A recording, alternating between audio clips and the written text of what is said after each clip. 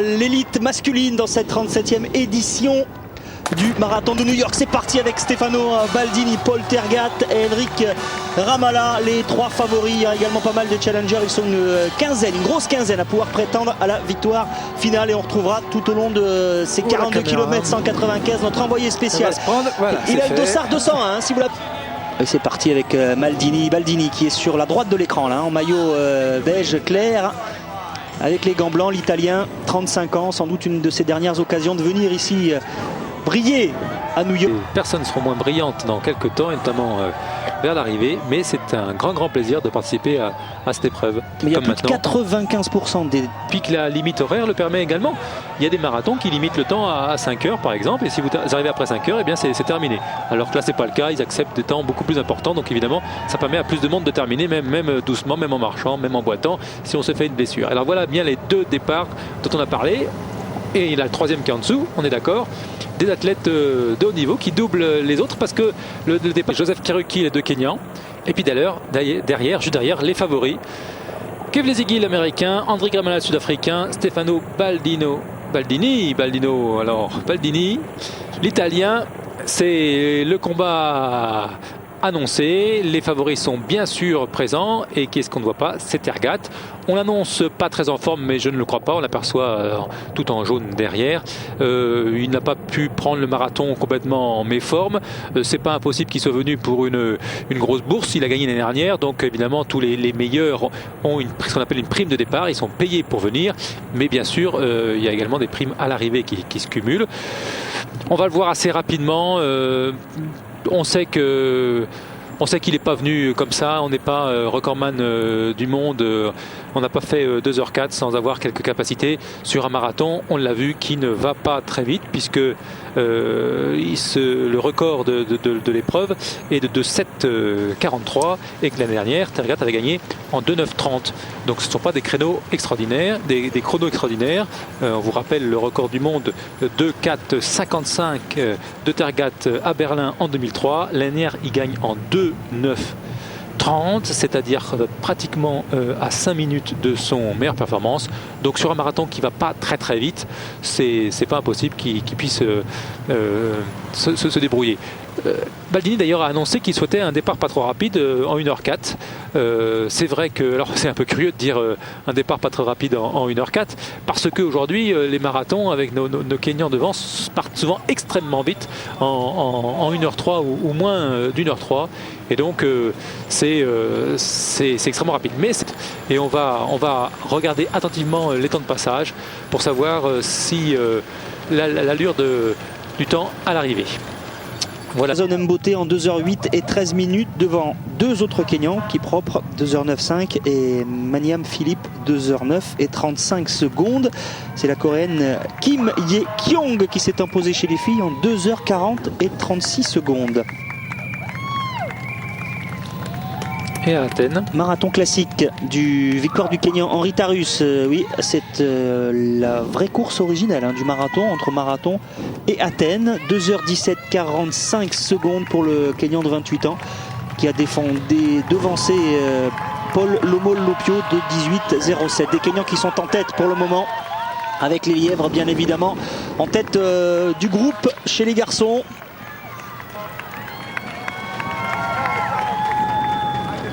On retrouve les principaux favoris, notamment Enric Ramala, qui est là avec son bonnet bleu en 3e position de la course, qui est parti depuis pratiquement 16 minutes maintenant. On va retrouver dans quelques instants Dominique Chauvelier avec le premier ravitaillement important. On aperçoit Stefano Baldini avec une gourde qui est tombée.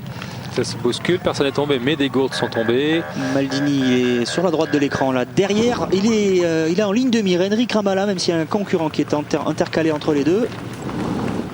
On a les deux lièvres. Le casque du caméraman. Un groupe très serré. Ils sont passés en 31 minutes aux 10 km. Avec Meb Kevlezigi, l'américain, Joseph Kiruki, le Kenyan, Julius Kubet, Paul Tergat, les Kenyans, Datan Ritsaen, l'américain, Daniel Higo et Daniel Chiribo, les Kenyans, Marilson Gomez dos Santos, le brésilien, Raymond Kipchop, le Kenyan, Negussi, qu'on n'a pas parlé parce qu'il se cache, l'Éthiopien qui est aussi un des favoris de l'épreuve. Ala Kunpelper, l'Américain, et puis encore des Kenyans, Pablo Olmedo, le Mexicain, Francisco Potesta, le Mexicain. Beaucoup de coureurs dans ce groupe, et c'est bien qu'ils soient très nombreux. Ils sont tous là, hein, les favoris. C'est vrai qu'Ailiou Negussi, on n'en a pas vraiment parlé, de l'Éthiopien de 28 ans, vainqueur à Boston l'année dernière. Il n'a pas terminé l'édition 2006 du marathon de Boston. Il est en embuscade. Il peut venir jouer les troubles faits, pourquoi pas, si Tergat est au marathon, et devant, eh ben, c'est la bagarre. Devant chez les garçons, hommes, alors que Kibet, ça va être peut-être la même chose. Ils vont arriver au semi-marathon très bientôt. Et lorsque Kibet, qui est le lièvre depuis le départ de la course, va s'arrêter, c'est pas impossible. On va peut-être le voir en direct. Passage pour l'instant vers le 20e kilomètre, ravitaillement du 20e kilomètre, ou épongeage plutôt. Un peloton très important, on l'a vu, on l'a expliqué pourquoi, parce que ça ne va pas très vite, et ça peut jouer pour Tergat, peut-être qu'il n'était pas au mieux de sa forme, mais qui est capable, avec un record à 2h04, tout en jaune à droite de l'écran, de courir en 2h10 bien évidemment et de finir très vite. De Baldini qui n'a pas un chrono extraordinaire, qui lui est à gauche, qui est un peu caché, couleur or peut-être, ou moins plus marron si c'est pas devant, hein. Et là pour l'instant, parmi pourquoi pas un autre, quelqu'un qu'on n'attend pas, et qui n'est pas capable de courir en 2h05, 2h06, mais qui est capable de gagner en 2h10. C'est le chrono qu'on a. Avocat de Johannesburg, Tergat a du mal à s'accrocher. Baldini également, le petit coup d'œil derrière pour voir comment ça se passe. Il ne faut pas s'en retourner. Ouais, il vaut mieux. Il est peut-être en train d'hésiter là. Il ne faut pas s'en retourner. Amala, il a permis. Regarde ce qu'il a fait comme ménage. Tergat revient. Tergat qu'on n'annonçait pas bien. C'est lui qui revient, qui sait qu'il ne faut pas que Ramallah s'en aille. Et il va aller le chercher alors que Youssef Galmin réussit à maintenir l'allure. Et ça revient. Ça revient, mais ça va repartir maintenant avec cette course très lente qui est passée en plus d'1h05 au semi-marathon. Je peux vous dire qu'on va assister à des grosses accélérations. Alors, on va faire le point et un petit peu. À chaque accélération, il y aura un coureur qui sera lâché. Et pourquoi pas Baldini qu'on ne voit pas. Il n'est plus là, le champion olympique et champion d'Europe italien, voilà. Alors que Enric Ramallah est en train de discuter avec des compatriotes. On a Paul Tergat complètement sur la droite de l'écran. Rogers Ropp est là. À toi, on a lâché Baldini. Alors, qui c'est qui en met une petite couche maintenant? Combat de boxe en tête du marathon de New York. C'est maintenant attaque. Ça va être attaque et contre-attaque sans arrêt. Et un par un, les coureurs vont lâcher, ne pas pouvoir tenir ce rythme endiablé. Ils sont passés en presque 1h06. Ils vont terminer en 1h03, mais 1h03 sur ce semi-marathon. Eh bien, c'est autre chose qu'on a déjà un semi-marathon dans les jambes déjà. Il y a Daniel Yego qui est Kenyan également, qui est à côté de Ramallah. Oh, il n'est pas Kenyan, hein, Enric Ramallah, il est bien sud-africain. Il disait qu'il parlait avec ses compatriotes tout à l'heure, avec ses collègues de marathon. Tergat, il est complètement à droite, en jaune. Et il est toujours là. Mais là, on a accéléré quand même. Celui qui a fait les frais dans cette opération, c'est Stefano Baldini. Oui, parce qu'ils sont tellement nombreux que ça serait étonnant qu'il n'y ait pas un de ces coureurs qui gagne. Il serait quelques-uns. Baldini pourrait espérer qu'il craque et revenir sur la fin. Mais là, c'est pas possible que tous craquent. Là, regardez maintenant, c'est chacun Yego, pour soi. Voilà, c'est chacun pour soi. C'est Yego maintenant qui en met une couche. Et forcément, un de ces athlètes va réussir à tenir le plus longtemps. Et Stefano Baldini va nous faire la course qu'il a l'habitude de faire. Une superbe course, mais pas en première tête. Pas en tête de la course. On n'est pas au championnat du monde, on n'est pas aux Jeux Olympiques, au championnat d'Europe. Donc le record n'a qu'à bien se tenir. Attention quand même. Le 30e kilomètre n'est pas très loin. Est-ce que votre acolyte néo-zélandais est toujours à côté de vous, Dominique? Non, j'ai lâché. J'ai lâché dans la montée du Queensboro. Bon, allez, on vous laisse. À tout à l'heure. À tout à l'heure. Ouais, là, c'est difficile, hein, tout seul. Dans la première avenue, 5 km de plat. Il y a les encouragements, mais bon. Alors, il se passe plein de choses en tête de la course, alors qu'on a aperçu le jeune américain de 23 ans, Dathan Ritzenheim, qui a été lâché, mais qui doit être le premier américain avec son dossard 8 en compagnie de Youssef Galmin, qui a malheureusement, à mon avis, un peu trop accéléré au 25e kilomètre pour pouvoir tenir. Alors que devant, c'est la bagarre chez les femmes où on a vu que Prokopka est partie. Elle est partie, elle a lâché, grâce sûrement à son expérience, Tatiana Aldir, l'Ukrainienne. Mais elles sont bien devant les trois autres filles. Catherine Dereba la course derrière, avec Rita Jepto, qu'on attendait à 25 ans, Rita Jepto, puisqu'elle a gagné Boston cette année, qui va sûrement faire une très bonne place, et Lydia Grigorieva, la Russe, qui a gagné à Los Angeles cette année en 2006 en 2,25,10, donc une allure pour elle, et qui connaît le marathon de New York, puisqu'elle a fait 8e l'année dernière, et qui d'ailleurs qu'on a vu à Paris gagner l'année dernière, en 2005. Pour l'instant, c'est le Brésilien, hein, Gomes qui est en tête. Marilson Gomes dos Santos, le Brésilien, qu'on n'attendait pas du tout à ce niveau-là.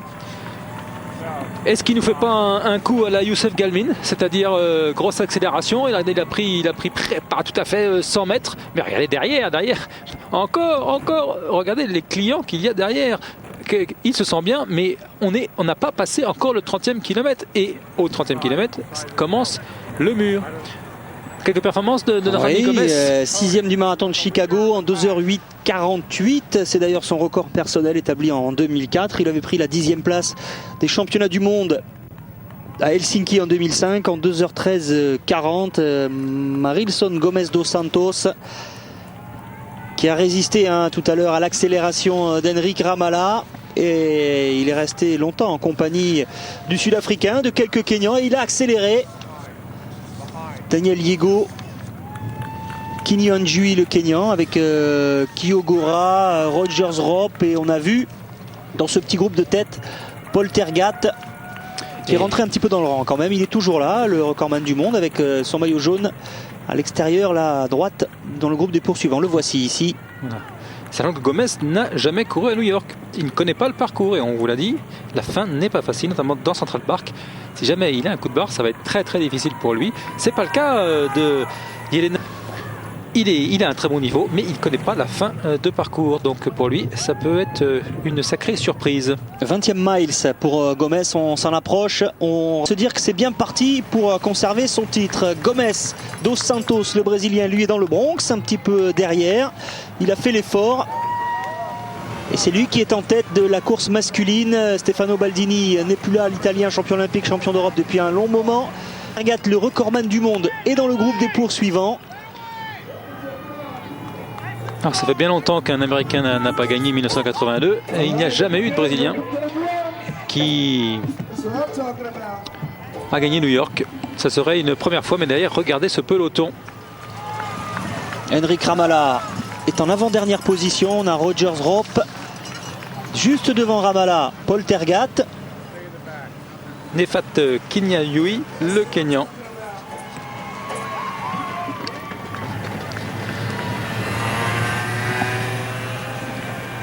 Si chez les filles, Yelena Prokopka conserve son titre, ce sera une belle performance, parce que les doublés sont assez rares sur ce marathon de New York. Alors on a Teglalo Rupe qui s'était imposé en 94 et 95. C'est la dernière à avoir réalisé le doublé d'une année sur l'autre. Sinon il faut remonter jusqu'à la Norvégienne Grete Waitz, qui a gagné 5 fois de suite. Elle a gagné 9 fois en tout, oui. Et qui a remis justement, juste avant le départ, c'était hier, une récompense à Lance Armstrong, parce qu'elle est aussi engagée dans la lutte contre un cancer. Grete Waitz, elle s'en est sortie, et elle expliquait que Lance Armstrong avait été l'un des exemples pour l'aider. Expérience, et puis une course en négative split, c'est-à-dire un deuxième semi beaucoup plus vite que le premier. On a vu, elles sont passées en 1,14 au semi, et elle va faire probablement une 12, une 11.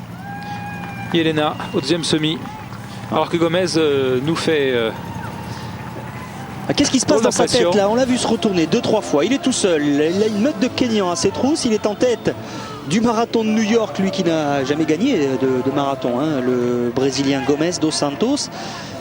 Et il est bien placé, il a l'air en bonne forme. Il a résisté à l'accélération d'Henrik Ramala. Il a distancé Rogers Rope, Ramala, Paul Tergat. Et on est au 30e kilomètre, on l'a dépassé. On a dû passer le 30e kilomètre. Et ça veut dire qu'il en reste 12. C'est long, très long, 12. Et comme tout à l'heure, les hommes l'ont en point de mire. Et dès qu'il va ralentir, ils seront sur son dos. Mais il est en tête du marathon de New York. alors que c'est sa première participation. Il s'est sorti des ailes peut-être un petit peu trop tôt. Il aurait peut-être dû attendre. Il s'est peut-être dit que les autres avaient une pointe de vitesse supérieure à lui, qu'il fallait qu'il les lâche. Donc il les a lâchés, mais est-ce suffisant? Je ne crois pas. On sait que Ramallah est capable de faire un kilomètre ou 2 kilomètres extrêmement rapide. Et regardez comme il est derrière, il se cache derrière Ramallah avec son bonnet bleu. Il garde des réserves, il s'économise pour pouvoir justement faire cette accélération terrible. Et j'ai bien peur qu'il remonte extrêmement vite sur Gomez à un moment donné. Nous ne sommes qu'au 30e, 31e kilomètre. Il reste une dizaine de kilomètres, 20 miles, 32 kilomètres. Nous sommes passés au 32e kilomètre. Et on replonge vers la 5e avenue, vers Manhattan, après ce petit passage dans le Bronx.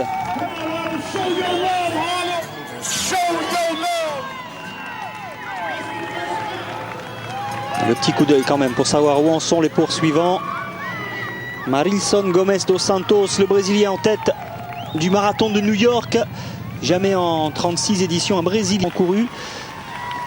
Et on l'a ici en point de mire. On est avec Paul Tergat ici. Et quelques dizaines de mètres devant lui, il a le Brésilien. Et on a Stephen Kiogora, le Kenyan, qui est toujours en 3e position pour le moment. Il double les filles des premières qui sont parties. Et il s'accroche quand même, il s'accroche le Brésilien. Marilson Gomes dos Santos. Paul Tergat fait l'effort. Alors que la surprise, c'est Stephen Kiogora. C'est la grosse surprise. Parce qu'on ne parle pas de lui, on ne parle pas de lui, mais il est là derrière Tergat et il suit Tergat. 31 ans, Stephen Kiogora, 4e en 2004 à Boston, 7e à Chicago avec un record personnel en 2h09 et 21 secondes établi justement à Chicago en 2004. C'est la surprise du chef, on n'attendait pas on n'entendait pas Gomez non plus. Gomez, lui, qui est en tête de la course. Alors, c'est le suspense, comme l'année dernière, 2h01 de course. Il reste plus de 2 km, environ 3 km. Tergat, là, en point de mire, Tergat a les bras très très hauts. Un des hommes qui ont déjoué tous les pronostics. On attendait un duel Baldini, Tergat, Ramallah. On pensait qu'un outsider pourrait tirer profit de ce duel, mais on attendait plutôt un Kenyan. Et on retrouve un Brésilien, Gomes en tête. Et finalement, Tergat, lui, est toujours présent. 2e pour le moment, à quelques minutes de l'arrivée.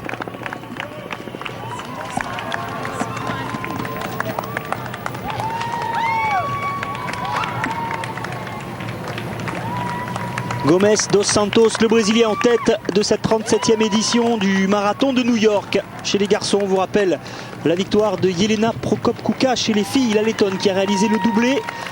Après son succès en 2005, elle a récidivé en 2006 en 2h25 minutes et 5 secondes. Attention quand même pour le Brésilien Gomes, parce qu'il y a derrière le recordman du monde Paul Tergat en jaune qui va laisser le relais à son compatriote Stephen Kiogora. Peut-être un petit peu moins frais. C'est le manque de rythme aussi peut-être pour Paul Tergat en cette fin de course. Il doit se faire sentir. Ça dure là dans les virages quand il n'aperçoit pas le Mexicain devant, ça doit lui sembler long. Ouais, le Brésilien, s'il le voit devant, il ne se pose pas de questions. Il est facile, Gomes. On a eu l'impression qu'il avait été surpris quand même de se retrouver tout seul en tête de ce marathon. Après l'accélération de Ramallah, il est bien revenu. Il a eu un petit coup de barre à l'entrée sur Central Park qui s'est bien repris. On l'avait vu d'ailleurs à ce moment-là prendre un peu de ravitaillement. Est-ce que ça lui a fait du bien?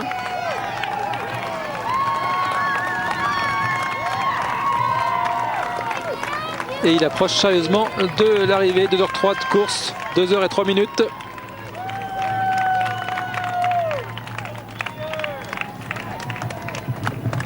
Ils sont pas très très loin, mais ils sont à une vingtaine de secondes et ces 20 secondes, ça joue. Il faudrait qu'ils puissent très sérieusement accélérer et j'ai bien peur que ça soit tout bon pour Gomes qui conserve ses 20 secondes d'avance. Le Brésilien Gomes qui est bien parti pour être le premier. Alors qu'il reste 2 km et 195 mètres à parcourir à Paul Tergat. On l'a vu passer au panneau des 40 km, un petit peu moins donc pour le Brésilien. Il va être le premier Brésilien à inscrire son nom au palmarès. 2 km de course.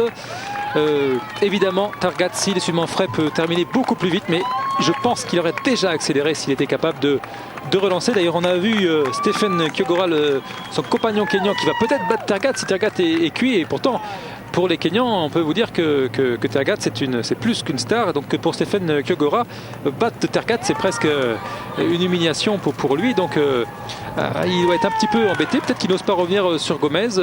Est-ce qu'il va aider Tergat? Mais Tergat, je crois, aurait déjà accéléré. Alors on l'a vu terminer comme un fou l'année dernière, Tergat, très rapide, mais il était côte à côte avec Ramallah. C'était pour la victoire finale aussi, mais il y avait moins d'espace entre les deux. Alors que là, il a une cinquantaine de mètres derrière. Il paye peut-être son manque d'entraînement là, Paul Tergat. Il n'avait pas participé au marathon de Londres, forfait en avril. Il avait fait la dernière compétition, c'est le semi-marathon de Lisbonne au mois de mars. Il n'a pas participé au semi de New York fin août parce qu'il a préféré, on le comprend, assister à la naissance de son 4e enfant. Il était forfait à Newcastle. Pour le semi de Newcastle il y a un mois, il s'était jugé à court de forme, à une préparation insuffisante. Mais il a assuré qu'il était à 100% au moment de prendre le départ de ce marathon de New York. Alors que les Kenyans sont là, 2e, 3e, 4e, 5e avec Yego et Rop, mais pas en tête de la course. En tête de la course, c'est un Mexicain. Brésilien. Brésilien, excusez-moi, c'est le premier Brésilien qui gagne. Je suis perturbé. Le Mexicain, il est avec Lance Armstrong. Les Mexicains ont gagné New York régulièrement, mais pas le Brésilien, jamais. Et Tergat derrière, regardez, mais la caméra écrase un peu, ils l'ont pourtant en point de mire. Alors il va y avoir il va sortir de Central Park comme tout à l'heure les femmes, il va sortir de Central Park et avoir un léger faux plat en montée. Il se dirige vers la sortie là, il va tourner à droite.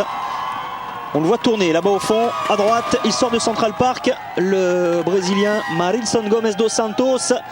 Mais le rythme n'y est plus là chez Paul Tergat qui est en train de terminer tranquillement alors que Gomes dos Santos ne faiblit pas. 15 secondes de retard, environ 15 secondes de retard, c'est possible de revenir mais il faudrait qu'il termine. Il ne faut pas se retourner là, il ne faut pas se retourner maintenant. Faut pas se retourner.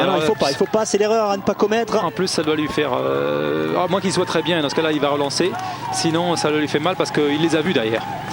Il les a vus et il se dit oh là là là là là. Et cette ligne droite là qui monte doucement en léger faux plat, elle peut être difficile, mais on ne sent pas Tergat derrière extrêmement puissant.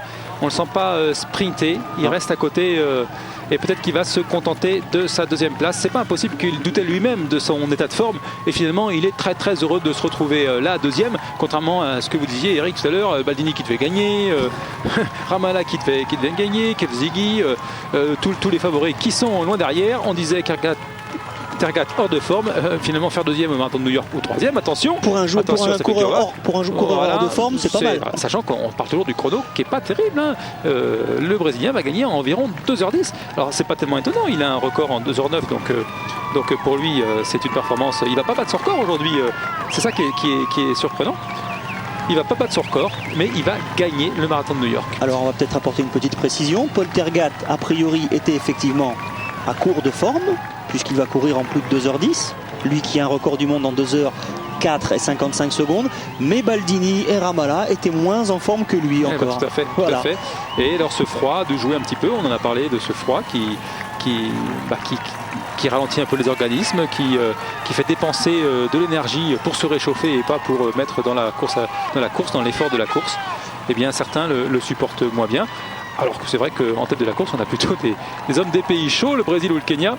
Eh bien, ils ont mieux supporté, alors qu'ils sont habillés, pour les Kenyans en tout cas, assez légèrement.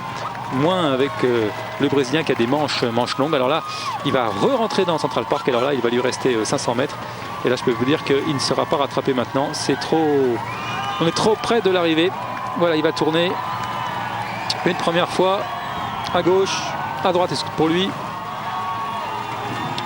Une deuxième fois. Et là, il ne laissera pas Paul Tergat. Et là, il sait qu'il... Pas tout à fait sûr de lui encore, mais il a donné ce petit coup d'œil là pour savoir si c'était bon. A priori, ça sera bon pour Gomes. Tout à l'heure, on l'a précisé, Jelena Prokuka a remporté son 2e marathon de New York d'affilée. Le Brésilien, lui, va inscrire son nom pour la première fois au palmarès. Première victoire également pour un Brésilien dans cette prestigieuse épreuve, le marathon de New York. C'est incroyable que les deux Kenyans restent ensemble. C'est pas possible. Regardez, il n'a pas osé. Stephen Kiogora, depuis 5 km, n'ose pas passer Tergat. Il aurait pu peut-être rattraper le Brésilien. Il n'a pas osé. C'est quand même incroyable. Tergat a une telle image auprès des Kenyans et tellement une icône. Et ben, on le respecte. Il ne veut pas le passer. Il reste 400 mètres de course. Il se retient encore. Il n'ose pas sprinter. Alors maintenant, c'est beaucoup trop tard pour rattraper Gomez. Mais il n'ose pas battre Tergat. C'est incroyable. Alors que c'était son jour, c'était le jour pour lui, c'était. Il va le battre parce qu'il doit s'y résoudre finalement. Paul Tergat n'était pas très bien en fin de course. Il se sent bien, il se dit si Tergat, moi je veux faire deuxième, mais c'est beaucoup trop tard pour revenir. C'est bien pour faire deuxième, mais pas pour faire premier. Regardez tout de suite, dès qu'il s'est mis dans la tête de battre, qu'il pouvait battre Tergat, eh bien il l'a lâché tout de suite, immédiatement. 37 ans, Paul Tergat, 25 ans seulement pour le Kenyan. Dans les dernières côtes, le Brésilien ne sera pas de 100 mètres de l'arrivée. Et de 9,41 pour l'instant. Il va faire 2h10. Paul Tergat avait gagné un 2,9,30 l'année dernière. Il se retourne encore. Il n'y croit pas. D'avoir gagné, c'est pas lui. Il s'y attendait peut-être pas lui-même. Très belle performance. 2,9,58. 2,9,58, donc victoire du Brésilien Marison Gomes dos Santos, premier Brésilien à inscrire son nom au palmarès. La deuxième place pour le Kenyan Stephen Kiogora et la troisième pour Paul Tergat, vainqueur en 2005, recordman du monde, qu'on annonçait à court de forme, qui termine pas très loin finalement du Brésilien. 2,9,58, temps officiel donc. Pour l'étonnant Brésilien, c'est la première victoire de Gomes dos Santos sur un marathon. C'est formidable qu'un nouveau pays, on a tellement vu les Kenyans devant, l'Italie, un Brésilien, qui a gagné la corrida de Sao Paulo cette année quand même, célèbre cette corrida. C'est à souligner. Un petit peu mot de pub quand même parce que la corrida de Sao Paulo, on a une petite corrida ici les Moulineaux, le 7 décembre, que j'ai le plaisir d'aider à organiser et qui réunira 10 000 coureurs dans les rues d'ici le 17 décembre. Et lui, il a gagné la corrida de Sao Paulo cette année. Et bien, il a gagné aussi le marathon de New York. Alors il doit être fatigué parce qu'il n'a pas l'air si joyeux que ça, notre ami Gomes dos Santos. Coup de massue sur la tête pour lui. Coup de massue sur la tête. Gagné New York. Si, quand même, un petit salut au public. Et on aperçoit Stefano Baldini qui arrive et il n'est pas très loin de l'arrivée non plus. C'est Dominique Chevelier. On va lui faire un petit coucou avant de se quitter, Dominique. La fin de course, un peu plus difficile. Mais naturellement, pour moi, c'est difficile quand vous savez que les premiers arrivent. Et moi, il me reste encore 3 balles, 5 km. Mais ça va le faire et merci pour tout. Si je peux avoir donné envie à tous les téléspectateurs, et ben, je serai content. Alors, tous rendez-vous à New York l'année prochaine. Tous rendez-vous avec vous, Dominique. On va vous remercier chaleureusement. On donnera bien évidemment votre chrono. Superbe performance. On espère que vous allez descendre sous les 2,32. C'était votre objectif. Merci d'avoir été avec nous. Merci. Allez, Dominique. À très bientôt. Et pour connaître le temps de Dominique Chevelier, il faudra être avec nous ce soir dans Score Express. Parce que là, il lui reste 5-6 km à faire. Il a dit à peu près. Est-ce qu'il est dans les temps? Tout à fait, il est dans les temps. Il n'a pas craqué. Il a une très grosse expérience. Eh bien, on vous donnera le temps de Dominique Chevelier, qui était notre envoyé spécial au cœur de cette 37e édition du marathon de New York ce soir dans Score Express. C'est probablement Philippe Raymond qui va terminer premier français le